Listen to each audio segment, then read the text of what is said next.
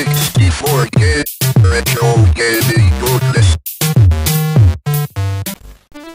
Hey, Bastish B here for 64K and welcome to my second part look at Epyx, that classic 80s video game company. And if you didn't see that video, please check it out. It's a full-length 90-minute documentary on the full history of Epyx as a company, plus every single game they ever released. And that begs the question then, what is this video actually about? This video is focused specifically on the two sports series that Epyx put out between 1984 and 1988. The game series and the street sports series. There's 11 games in total, all came out on the Commodore 64, and that's what we're going to be focusing on today. So without any more delay, let's head back to 1984 and the start of the series. 1984 was the year I watched Indiana Jones and the Temple of Doom for the first time and was convinced that going to India on vacation would result in getting my heart ripped out and lowered into a hot lava pit. India's Tourist Bureau must have loved Steven Spielberg for that one. Hasselhoff was hamming it up as Michael Knight in Knight Rider Season 3, which joined a long line of dudes and cool car shows that took up much of my childhood viewing. And before Dead or Alive became synonymous with bikinis and punching, the band Dead or Alive had a massive hit with You Spin Me Around, which was literally like played on the radio every 5 minutes. But what we're here for is Epyx's first game in the game series, the gem of the multi-event sports genre, Summer Games, which made its debut that year on the Commodore 64. The game's evolution to completion is a pretty interesting story, as around 1983, when both original founders of Epyx, both John Freeman and Jim Connolly, had departed, the new CEO was brought in, Michael Katz, who essentially took Epyx from a smaller, obscure strategy RPG company to the massive popular 80s software house that most of us remember. Another software company named Starpath was in financial difficulties at this time, and one of Epyx's investors suggested they merge with the new Epyx. Michael got a look at the games they were busy working on, and at the time he got really excited. At an Atari 2600 game, Starpath almost had complete, which was called Sweat, the decathlon game, which had been shelved at that time. He took this idea of a multi-event sports game and the fact that the 1984 Olympics were just around the corner, and thus began working on what would become Summer Games. Here's Michael on this whole process. I loved that Starpath had built-in sustained gameplay and value, and the idea of a multi-event game tied in very well with the Olympics coming up. So we finished that concept and we added countries and national anthems and flags. We also polished up the events and made as many of them as possible, and we made each event as much fun as we could. I first played this at my next door neighbor's house in 1984, just before I got my C64. We played it a ton, trying to break each other's world records, and the fact that he had the disc version that would save the high scores made it one of our favorite games to play. A simple thing that blew us away at the time was the intro sequence, featuring an Olympian running up and lighting the torch while the awesome music played and the doves flew up. It probably seems pretty trivial to anyone younger watching this right now, but most games back then had no context. You were literally just thrown into a maze or had to blast stuff immediately without any clue as to why or what you were really doing. This one though set up the atmosphere of the game in a way I hadn't seen before, and will continue to be refined in every single further Epyx release. The game comprised of 8 events, namely pole vault, platform diving, 4x400 meter relay, 100 meter dash, gymnastics, freestyle relay, 100 meter freestyle, and skeet shooting. The gameplay is extremely varied, and with all 8 events there's going to be a lot of practice needed to master all the disciplines. They all have their own logical but unique control schemes, which I think works pretty well for the most events. I feel the timing in the swimming events is pretty tedious though. Do make sure you check out the instructions though, they're pretty straightforward, mimicking the motion of the sports, which was clever and wasn't just a murder waggle or a button mashing fest of say their competitors decathlon or track and field. But if you're playing this for the first time, the controls might seem a bit weird. A special note has to go to the graphics, which were way beyond most games of the time. The attention to detail, the animation in particular of the characters and all the events, and the perspectives in terms of gameplay made it easy to see what was going on, and therefore just made it a whole lot more fun to enjoy. The sound was also pretty good as well, a little sparse compared to further entries, with the opening tune and great little renditions of country national anthems when selecting who you want to represent. The sound sound effects were also simple, but not annoying unlike a lot of games of this era. When this game was made, it was a really important title for Epyx. This and Pit Stop were the games that were gonna either sink or swim the newly revamped company, but luckily both were financial and critical hits. Commodore user in issue number 15, December 1984 said, "This is really something special. Summer Games is also the most original of the games,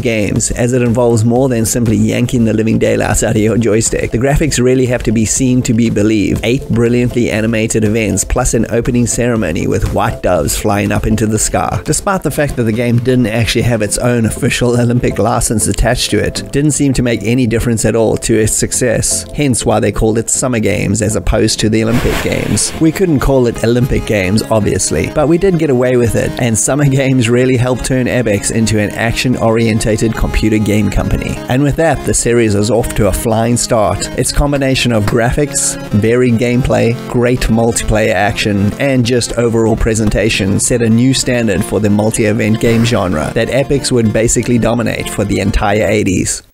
And with the origins complete, it's full steam ahead on the sequels.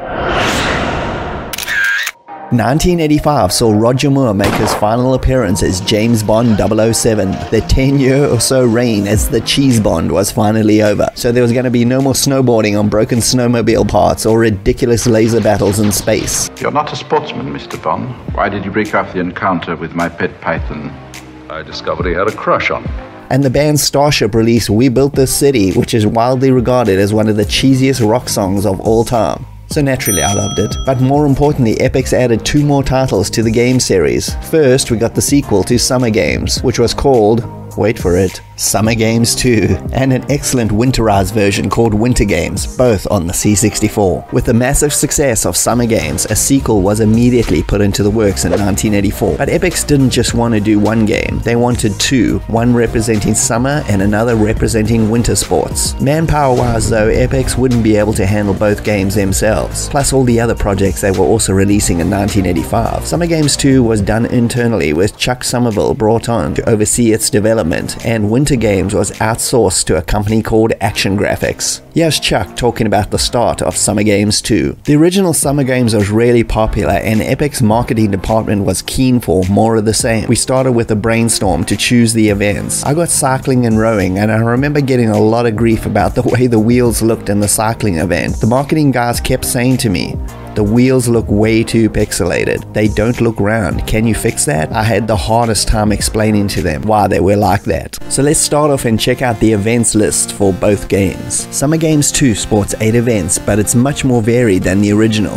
There's no single event sporting as 2 this time, and all 8 are unique, and they are triple jump, rowing, javelin, equestrian, high jump, fencing, cycling, and kayaking. Out of all those events, the fencing is the only one I was never too fond of. So Winter Games has 1 less event than the previous 2, so we have 7 disciplines to choose from, and they are hot dog, biathlon, figure skating, ski jump, speed skating, free skating, and bobsled.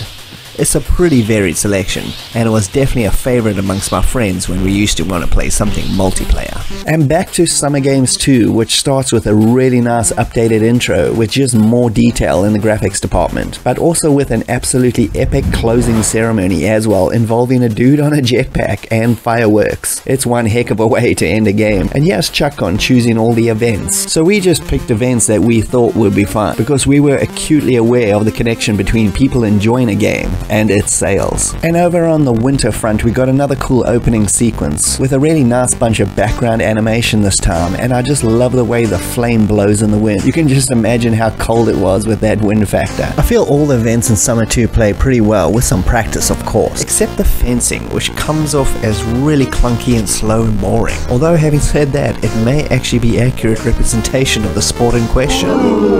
I can see fencing hate mail in my future. And Winter's gameplay also mimics the actions that the athletes would have been performing in the sports, but you're definitely going to have to practice some of these events first, especially on events like ski jump, which is really tricky, but it's very rewarding when you get it right. However, the 2 figure skating events feel real clunky and just plain boring, and are definitely the events you could skip in this one. The graphics in Summer Games 2 are extremely varied due to the massive mix of unique events, and the attention to detail is absolutely excellent. Now the art was done by the art team, and it's a nice talented group, so you didn't have this really cheesy programmer art. You had people who that was their job, was to try to make it look good. The TV style presentation also gives you some nice angles on the gameplay. Also like all the little added musical interludes before the events in this one. They really try to make each event have its own personality, and all the music was provided by Bob Vieira, an Epyx composer who scored many of their fantastic games like Super Cycle, G.I. Joe, and Movie Monster. Winter Games on the other hand was just beautifully done with excellent detailed backdrops, and again has a ton of variety in the camera angles, more so than Summer Games 2, making it seem like you're watching some events on TV. Considering 90% of the game had to use a white color palette, I think they did an excellent job of making it not seem that obvious. The sound effects too are brilliant. I just love the wind sounds and the ski jump. But the best is the biathlon, when you can actually use your heartbeat sound to sync up with the movements of the joystick, which was a really genius idea, and I think it works fantastically. But overall, these are two awesome entries in the series. Winter Games ended up coming out on top in the sales department to be Epyx's most successful game up until that time. Unfortunately, it was also the last game that Action Graphics ever made, as they went out of business right near the end of the game's production, which is a real shame. Both games overall sold extremely well and received even better reviews by the press at the time, with Zap 64 in its September 85 issue giving Summer Games 2 an overall 97%, saying the sports simulation to end all sports simulation, and the game got their coveted gold medal award. Winter Games on the other hand, in their November 85 issue, got an overall 94%, with them saying another classic sports simulation from Epyx, and received a Sizzler award. Although what they were actually reviewing is debatable at best. If you look at the screenshots in the magazine, all the events are missing massive amounts of detail, so I think they might have actually reviewed a preview copy, but that's just my theory anyway. These two games brought endless hours of fun to me and my friends, whether it was playing my bootleg Summer Games 2 or Winter Games on cassette as part of the Solid Gold compilation. These were just games I would never forget. And 1986 saw a little bit of a breather in the series, as we saw a nice little variation on what came before. 1986 is the year I discovered that 11-year-old me could buy a ticket for an R-rated movie, namely the Stallone classic Cobra, and waltz into the cinema without anyone batting an eyelid. God, I love the 80s. And the A-Team was in its final season. I wept as I knew I'd never get to see BA turn another combine harvester into a cabbage shooting gun ever again. But more importantly, we got Epyx's World Games, which combined a bunch of niche events from around the world for its Commodore 64 release. With the Olympic fever having now passed and wouldn't come around again until the 88 Olympics, Epyx had to decide what to do next for the series. Someone in the marketing department suggested a game like the TV show The Wide World of Sports, focusing on out-of-the-ordinary sporting styled events from across the globe. Matt Householder, who had served as producer on Winter Games, remembers the new direction taken. I don't think anyone was really worried about the different direction, and if they were, I just ignored them, because it was pretty clear to me that these were a whole bunch of events that widened the multi-event games that Epyx could produce. World Games, like the name suggests, gathers 8 events from around the world that are unique to certain countries, giving the game a nice varied international flavor.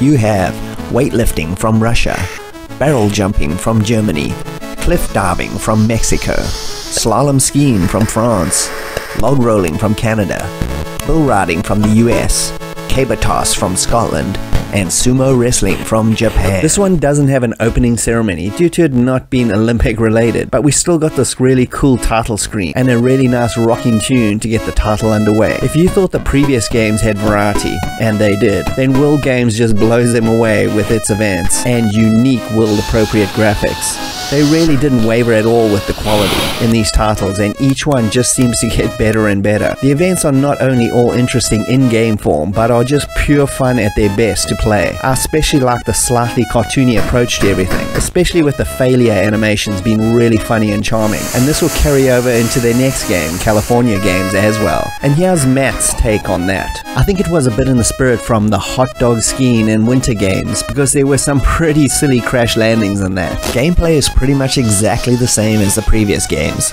Lots of rhythm timing and logical movement based on the sports. Some events need way more practice than others. As per usual, there's at least one event that I'm not too fond of, and that's the slalom skiing in this one, which I feel like you have to actually just memorize the course more so than rely on your skill, which makes the event pretty annoying. The musical interludes from Summer 2 and Winter return and are at their finest in this one. Each country's event has a nice little tune that may seem a little bit cliche now, but are catchy as hell nevertheless, and are some of the series' best. The bagpipe tune from the caber toss is particularly excellent. It legit sounds like real bagpipes. Also, the way each event is represented is of particular note, with a little factual write-up explaining each sport and how it came to be in its home country, which is a pretty nice touch. The game ended up being another big hit for Epyx, more so in Europe than in the US, which would lead to the next title's creation. Zap64 loved this game, and in its November 1986 issue scored it a massive 98% overall, saying, "Yet another quality Epyx production, the state-of-the-art sports simulation on the 64. The events in this one are just endlessly playable, and take quite a while to master, which is always a good sign. A bold stab at something different in the genre that fortunately paid off brilliantly." And 1987 saw the fun deviation continue, plus the introduction of the Street Sports series. 1987 saw a 12-year-old me receive The Last Ninja for his birthday on the Commodore 64, which I loved so much that I decided to make my own Kung Fu Ninja movie, where I proceeded to beat the living crap out of my younger brother as inspiration. And the Arnold classic Predator was released in the cinema, and proved to be a really great advert for men's steroid use in the 1980s. So what we're here for is California Games, which was the 5th game in the series, and is probably Epyx's most well-known game. But that wasn't all Epyx had. They also started a new series based on single-game team sports called the Street Sports series, which received 2 entries this year, which included Street Sports Baseball and Basketball. But first, let's check out California Games, which was created in reaction to World Games' lukewarm response, at least in the US. Matt came up with an idea to make an Americanized focused version of that for US audiences. Thus, California Games was born. Here's Matt on the spark that started the new game. My wife and I went for a walk one Saturday morning in our neighborhood here in the Excelsior district of San Francisco. We were walking down Lisbon Street, and a kid on a skateboard went by down the street, 1986, yeah. And she said, "Matt, hey, you guys should do a game with skateboarding in it." And it was like a light, an epiphany. And I said, "Oh yeah, skateboarding, of course, and surfing, and hacky sack, and frisbee, all these California game type ideas, kind of all put together at once. It would be very appealing to the target market, much more youth oriented, not this stodgy Olympic metaphor anymore, and definitely hipper." So now let's check out the events list for California Games, which featured 6 alternative or extreme sports that were very popular at the time this was made. They were half-pipe, roller skating, surfing, BMX, footbag, and flying disc. Just like World Games, California skips a dramatic intro sequence and just gives us a nice shot of a California license plate and another funky tune to set the beach-style mood, which just fits perfectly. All the humor from World Games is carried over, which adds to the more light-hearted, less traditional Olympic style, and works out really well, and even makes it quite fun to fail in events. Each event, though, does truly feel like its own self-contained game, as is the quality, with really excellent colorful sprite work that matches the fun nature of the events. Here's Chuck on why he feels California was one of Epyx's best. But I want to say the thing that was different about California Games and why I think it was popular was because as programmers, none of us were Olympic competitors. But the stuff that was in California Games was stuff that we were interested in, stuff that we could do. We could go out and play hacky sack. We had the guy who wrote surfing was actually from Hawaii. I actually was a skateboarder.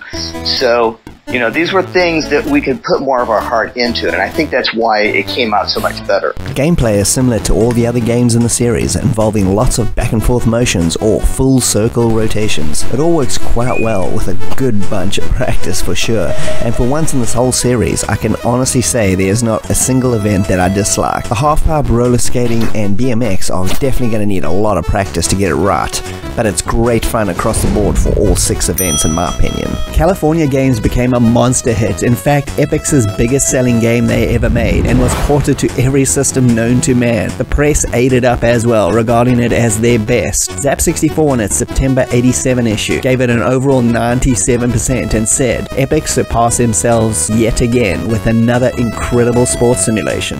Don't miss it." Out of the entire game series, this and Winter Games were the ones I played the most. In fact, I'd often just simply load it up and go into a practice mode and just play an individual event for hours. Each one, like I said earlier, felt so complete that they were like their own game within themselves. Quality 8-bit gaming at its best. And now on to Epyx's new series that started this year, the Street Sports series, which focused on individual team-based sports with a bit of a twist, as it wasn't in professional leagues, but were games being played by neighborhood kids in various back streets, parks, alleys, or abandoned sports fields, giving the games a much different vibe than any other traditional sports game that were being done at the time. Epyx had tried team-based sports before to mediocre result, with the awful World's Greatest series, which included baseball and American football, both to be avoided on the C64. Or in fact, on any system really. But this time it was different. So let's check out Street Sports Baseball first. I originally got this game on cassette in 1987, not long after I originally played my bootleg copy of California Games. I was a massive Epyx fan at the time, and anything with their logo on I was willing to give a try. Up until that point, the only baseball game I'd ever enjoyed was GameStar's Star League Baseball, a simple but addictive game. This, however, won me over immediately. It took the best of the C64's hardball with its wonderful graphics and injected oodles of personality and quirkiness into the mix to make probably, in my opinion, the Commodore 64's best baseball game. The approach of the setting in the urban neighborhoods was genius. You had to choose your team out of 16 kids, each with their own strengths and weaknesses and unique look that carried over into the actual game perfectly and affected gameplay significantly. After a coin toss, you could choose 2 different fields, then it was off to the game. The fields themselves had as much personality as the players, with lots of little small defects like bushes or rocks that could trip you up. The screen was also split, giving you a nice view of the main batting area and an overhead map view for fielding. Both the pitching and the batting just felt solid, and the different characters definitely felt unique and made the game stand apart from other sports titles back then. Sound is pretty basic this time, with a cool opening tune sounding very Epyx in style, although the rest is just basic sound effects, but they all do the job quite well. The graphics again are great, lots of love and personality went into each character and the settings, making it really likable, even if you're not even a baseball fan. Playing this in 2-player mode is the best way to enjoy it. We had some epic matches that may have ended with real punches being thrown, but good times nonetheless. The game was received generally pretty well by the press, with the C64 version definitely being the best of the bunch. Zap64 in its September 87 issue gave it 82% overall, saying, "A fresh approach to an otherwise jaded format." And now over to Street Sports Basketball to see if Epyx could do their magic once again. Spoilers, they did. Street Sports Basketball doesn't stray far from the previous formula, with you this time getting to choose between 4 locations for your basketball match, each with its own pitfalls like oil on the ground to make your characters slip and other minor hazards. After choosing your team, which can consist of 3-on-3 teams from an assortment of kids or from Street Sports Baseball, but just 10 to choose from this time, each one obviously having their own unique stats, it was off to play. The graphics again are nice and big and detailed, with really fun and unique court settings. Even though the players are now in team clothes, you can still tell who they are, which is pretty impressive. Again, their stats play heavily into how well they control, run, shoot and pass, which gives the game, no matter how skilled you are as a gamer, a slight bit of randomness and unpredictability, which is always fun in those close matches. Sound has another very California game style opening tune, which is pretty good, but the rest of the game again is just basic sound effects, which feels a little bit sparse in this one. But between you shouting at your friend and laughing at the entire team falling in an oil patch, it honestly doesn't really matter. 2-player mode again is where this game's real charm lies, and the computer mode does have multiple difficulties if you play by yourself. My favorite basketball games on the C64 were always the ones that favored simplicity over stat-heavy engagements. The likes of Electronic Arts' 1-on-1 or the original International Basketball were always fun. This encapsulates that style, with the fun factor being what's important. Like baseball, it received mid-range reviews, nothing crazy but still well received overall. It was a great way to start a new series. Unfortunately, it was the high point for the Street Sports series, which couldn't be topped. And 1988 is a little bit bittersweet as we see Epyx go back and reimagine some of the original games. Unfortunately, it's also the end of the game series and the Street Sports series on the Commodore 64.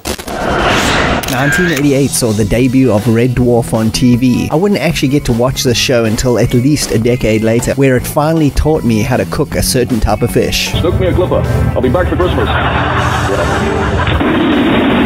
And the Screen Actors Guild suffered its greatest loss with the death of Anne Ramsey, better known as Ma Fratelli, one of the most diabolical bad guys ever to be put on screen. I mean, the woman threatened to chop off Chunk's fingers with a blender. That's just dark.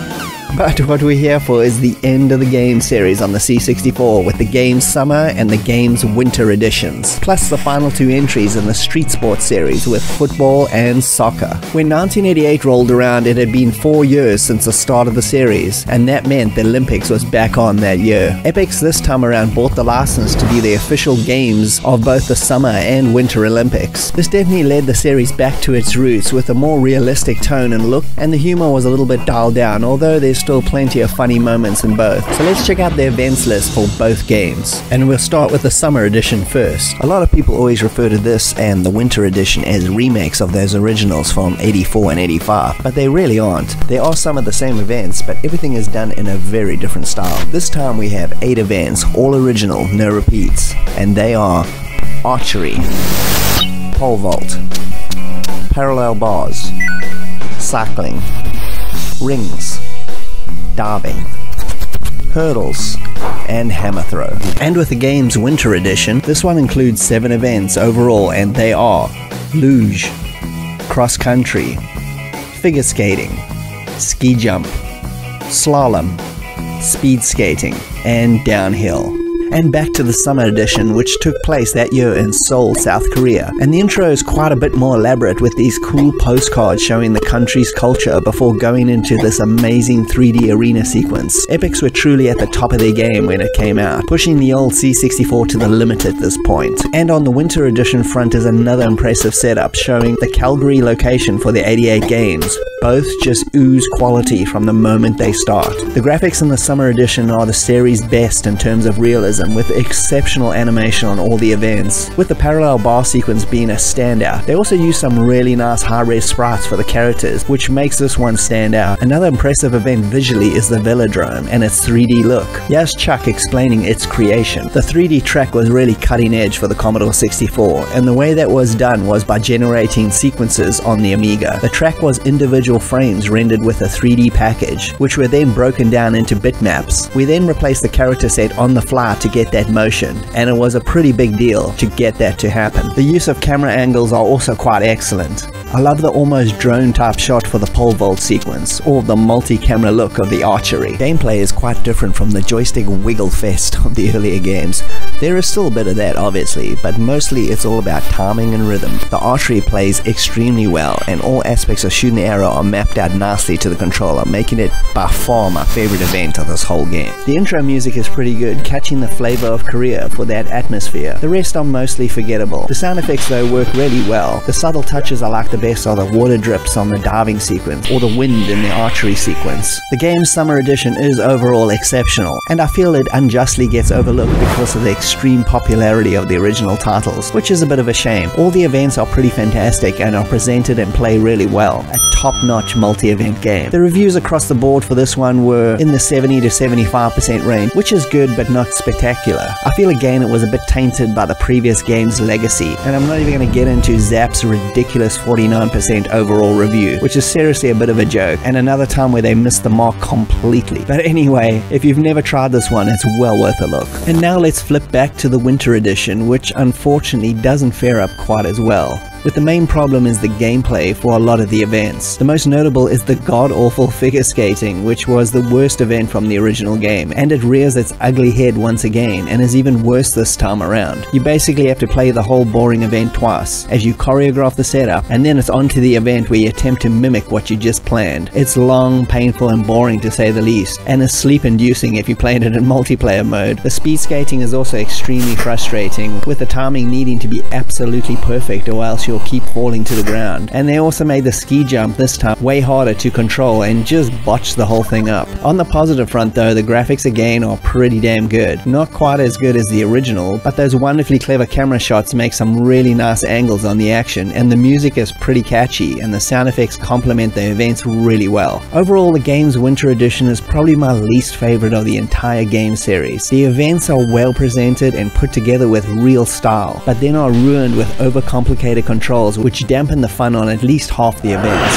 Zap64 in their August 88 issue gave it an overall 76%, which is hilarious. I think they may have accidentally got the scores on the Winter Edition and Summer Edition mixed up and misprinted them. Although they did say, well worth a look, but there was plenty of disagreement in the reviewing team, so don't expect much. And although this ends the game series on a low point, it's not a terrible game.